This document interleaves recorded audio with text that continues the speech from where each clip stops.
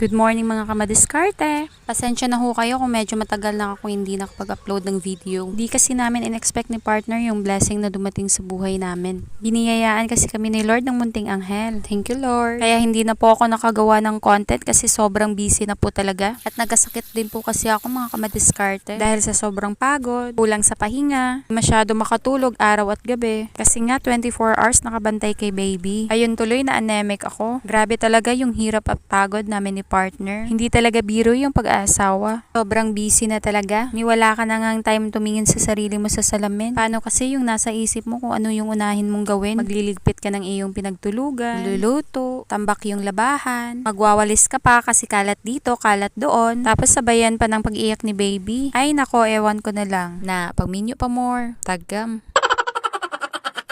Kaya sa mga wala pang asawa dyan, o sa mga nagli-live-in na wala pang anak, isa lang masasabi ko sa inyo, be prepared. Mura jud unsay i-advise ba? Expert si madam. Bitaw uy, makinig kayo ng mabuti ba? At sundin ang payo ni Lola. Ay ni Lola, Lola ka na pala. Magdarong na ta ba?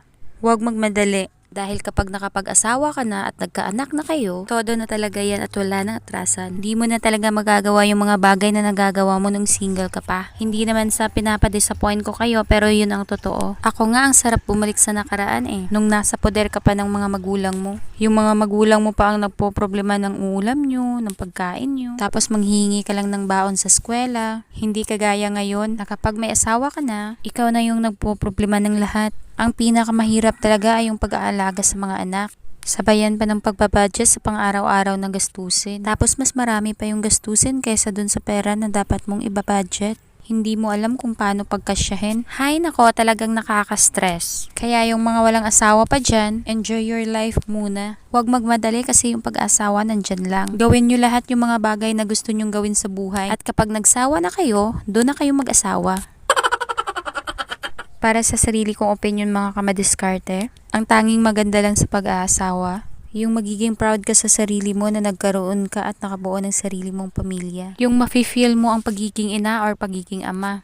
Na magugulat ka na lang bigla at masabi sa sarili mo na ay kaya ko pala. Na yung mga bagay dati na di mo kayang gawin ay nagagawa mo na. Nakaka-proud lang talaga sa sarili na kaya mo rin palang gawin yung mga ginagawa ng mga magulang mo. Na kaya mo rin palang maging magulang kagaya nila. Na kaya mo rin maging responsable, magsikap, at kahit magtrabaho overtime, basta lang maibibigay mo sa pamilya mo yung mga pangangailangan nila. Og labaw sa tanan, makakita ka sa imuhang liwat. Ang sarap sa pakiramdam kapag nakita mo na yung anak mo. Wala talagang katumbas, ang saya. At hanggang dito na lang po muna mga kamadiskarte. Please support my content po. Hanggang dito na lang po. Paalam!